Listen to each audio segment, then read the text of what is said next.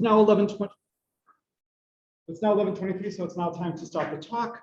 And so what I wanted to do, since this is the last talk of the conference, and this is the talk that is standing in the way of lunch, excursions, and whatnot, is just talk a little bit about something that is extremely near and dear to my heart, math outreach, trying to go to places where I think I will have, that my students will have a huge marginal impact.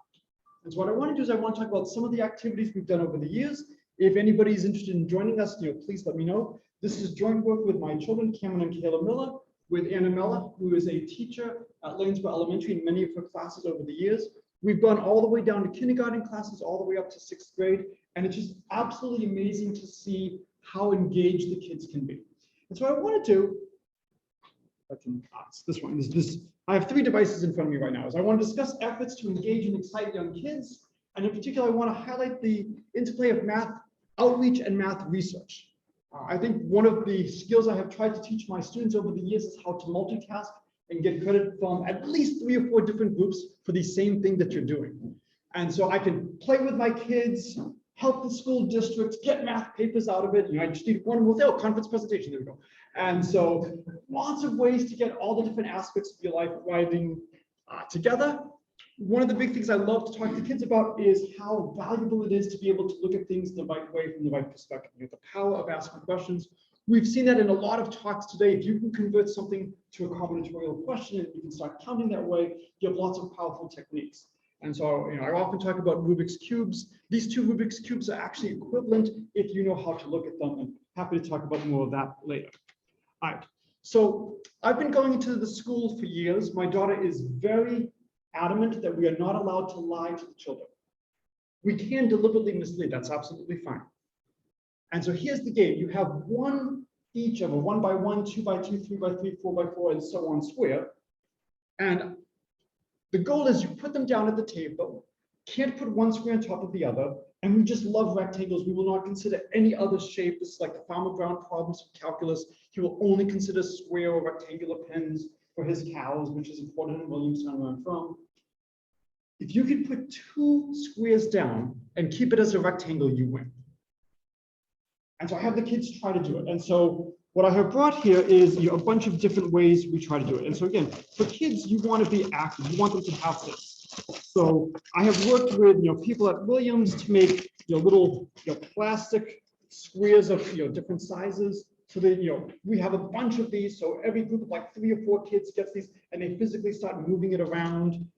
I also, of course, love to play with Legos. And so have made these out of Legos as well, so the kids can play around with these. And after a while, what do you think the kids realize? Yeah, the game's rigged. And in fact, if I've gone to their classroom too many times, they realize all of my games are rigged. And so depending on how often I go, that's how quickly they realize the game is rigged. Kindergarten is, it's amazing. No, I'm not going to say that. This is being recorded.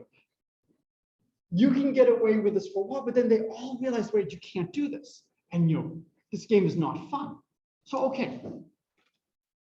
So let's make it more interesting. Now I'm cheap, so I'm going to add the smallest amount possible. So what's the smallest amount I can add to give us a chance? So I've got to give another piece, because if I don't give any more pieces, I can add a 1 square, right? And so we'll add 1 more. So the smallest amount possible. So now we have 2 1 by 1s. And if you think of it, we probably have to do something with the 2 1 by 1s, because if we don't use that on the first move, we already know we're dead. So this is a great way to talk about using the givens of the problem. And the kids very quickly start building. Okay, so we put down a 1, put down another 1, put down a 2 by 2, a 3 by 3, a 5 by 5, and so on. And they start seeing the pattern emerge. And it is amazing. I have never done this where a group has failed to discover the Fibonacci numbers. They realize they can't use the 4 by 4. They realize the next one they need to use is the 8 by 8. As low as kindergarten, they are figuring out the patterns, and it's just wonderful to see them doing this. And of course, depending on the grade level you are at, you can do a lot of different levels with this. You can start talking about proofs of sums of squares and products of Fibonacci numbers and all that stuff. Usually not with kindergartners, but there's a lot you can do. So I talked to them a little bit about the freedom. So for the first one we're putting in, we actually have 4 places to put the second 1 by 1 square. And then after that, from that point onward, we always have 2. Why am I doing it in this way? We start getting into the Fibonacci spiral. There's a beautiful video, Nature by Numbers, which goes through and shows a lot of wonderful applications of the Fibonacci's with good music in the background, much better, I think, than the Mandelbrot Zoom music you get. It's a nice tune going on over there. And so this is just some of the stuff I brought. I was told that there are severe weight limits in terms of baggage. We actually extended this and we did the next one. Anybody know the next Fibonacci number? This is just seeing who's awake, guys. Come on. Thank you. Okay, the 55 by 55. And so we actually did do the 55 by 55, but I was very worried about the weight limit and I wanted to be able to take back marks. So only brought this one. You can see the kids actually playing. You can see them, you're piecing together, trying to figure out how can we put down these squares, and you're just talking amongst themselves. Okay, well, that's step one. What's step two? Step two is asking them, well, what do you observe? So we write the numbers on the board, and they start trying to determine patterns. And so very quickly, they get odd, odd, even. And so I've had students ask, is it always going to be odd, odd, even? And a lot of kids will notice that, hey, each one seems to be the sum of the previous two. Now, as you get younger, towards the kindergarten, summing is becoming a harder and harder concept. And so I've just included some quotes from, some of the kids who were in the most recent class I did. This was a 4th grade class. And it's just wonderful seeing them, exploring mathematics and trying to think of what's going on. As an aside, I visited this 4th grade class a lot of times, and they got a little bit tired of how all the games were rigged in my favor. So they decided that they were going to rig a game in their favor against me. And they had strategy sessions, and it was just absolutely wonderful to see them so engaged. If they hadn't made a mistake, they actually had a game where they were going to win, but they fortunately made a mistake, and so my record was safe, and I refused a rematch. Now, again, one of the things I really want to emphasize is depending on your audience, you can do this at many different levels. So, some of the things we take for granted, it's an opportunity to introduce them. So, for instance, notation. How do you want to denote an arbitrary element of a sequence? And so for many of the kids, this is the first time where they've actually seen giving things names. And let's give things a good name. Why do you think we're using the letter F? That could be a dangerous question to ask with kids, but they say, oh, Fibonacci, okay, that's a good thing to do. And then start notating things like this.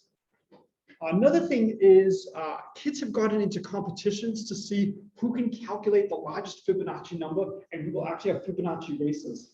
And it's interesting to see what strategy do you adopt? Do you just try to do it as fast as possible, but once you make a mistake, odds are you're dead, or do you go a little bit slow? And so this is a great opportunity to talk to kids about spreadsheets. How would you use something like this as a tool to assist you?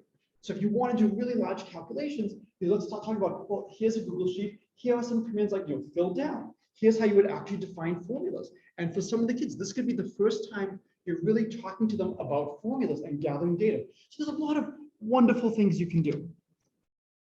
Now, I gave this, or a variant of this lecture, to my current William Small research students. And I asked them, well, what pattern do you see? And I was expecting, the odd, odd, even, the sum of, and one of my students asked the following. Does every Fibonacci number have either a 1, 2, 3, 5, or 8 as one of its digits? So why do you think they chose those numbers? Otherwise, it's false. Otherwise, it's false, right? You need to have at least that, depending on whether or not you consider 0 the Fibonacci number or whatnot. And so more generally, if I give you some base for what subsets must either all numbers, or which we often do in number theory, there can be finitely many exceptions, and then eventually things settle down. For all especially large numbers, will you have at least one of these digits? And again, instead of just doing digits, you could do pairs of digits. If you know things about normal numbers, you can start playing games like this. And so, it's painful sometimes as a professor not to think about problems and leave them for your students, because I was really curious about this, and I'm hoping if anybody has heard of anything related to this problem, you will let me know. There are some nice probabilistic models you can make, assuming all the digits are equally likely to be digits of Fibonacci numbers. This is not true if you look at the leading digit. The leading digit satisfies Benford's law. It's 1 about 30% of the time, but for huge Fibonacci numbers, if you have 10 to the 1,000 digits, the first couple of digits are not going to really make much of a difference in terms of the probabilities. You can do various models and try to see, do these do a good job of predicting? So far my students have proven that if you omit a 6 Every number has one of the remaining digits. We are allowing them to use 0. If you omit a 4, if you omit a 2. And of course, with 2, it has to be all sufficiently large numbers, such as, I'm sorry? Not 2, not 3, right? If you know the Goldbach conjecture, every sufficiently large even number is the sum of 2 primes. We believe sufficiently large is 4. For this problem, sufficiently large is 3. And depending on what set I give you, it would be interesting to see how far you have to go. So right now, they are doing this by pure brute force. This is the advantage of living in the 21st century with the ability to write a couple of lines of code and just have the computer crank through. We know the Fibonacci sequence is periodic. If you can just show up to a certain point, you always have one of these digits, and you're looking modulo power 10, then you're done. But unfortunately, there turn out to be some very large Fibonacci numbers that don't have a 1, 2, 3, 5, or 8. And so the original question that we're asking, where we're only using 50% of the digits, I think, is actually potentially going to require some thought rather than just pure brute force. Okay, so Kabbalah, I hope I pronounced that somewhat close. Yes? All right, so thank you. And so only 3 Fibonacci slides less than that.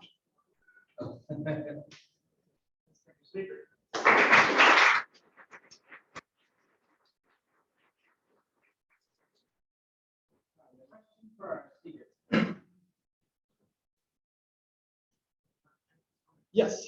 You asked us what the next Fibonacci number was from that thing you held up. Yes. And So hold it backwards? Because you got mad at us because we delayed when saying 55, but seconds later you put a slide up where the next Fibonacci number was written as 54. Oh no. Yeah, I know. Oh no. So we all have issues. Oh yes, yes, oh my. Fortunately, I can update the slides. The video will be a little bit harder. Anybody have any questions or comments that aren't No, but this will fix the slides. Question always have you tried to tile the string to square and rectangle, right? And to tile how many possibilities there are to tile strings like let's n. Or just on the line? Yeah, just on the line. Yeah. And so what pieces are you allowed to use if you're tiling on the line? But this is Are you like a 1 by 1 and a 2, a 1 by 1 and a 1 by 2? yeah, you only this is 1 by 1 and 1 by 2. Yes. Of the length n. Right. To give you also Fibonacci. Yes, exactly. I haven't done that in the grade school classes, but that would be a great one. You could also do a 2 by n without too much trouble. And again, if you have older kids, this is great ways to start getting recurrence relations, great ways to see there's multiple ways of getting to the same object. Has anybody heard any research about digit occurrence? There was the subvectorial, right? About direct fusion. Right. But just if I give you a subset of digits, must every Fibonacci number have an element of that subset?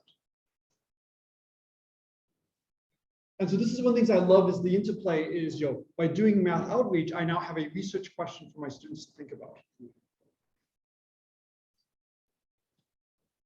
All right, thank you.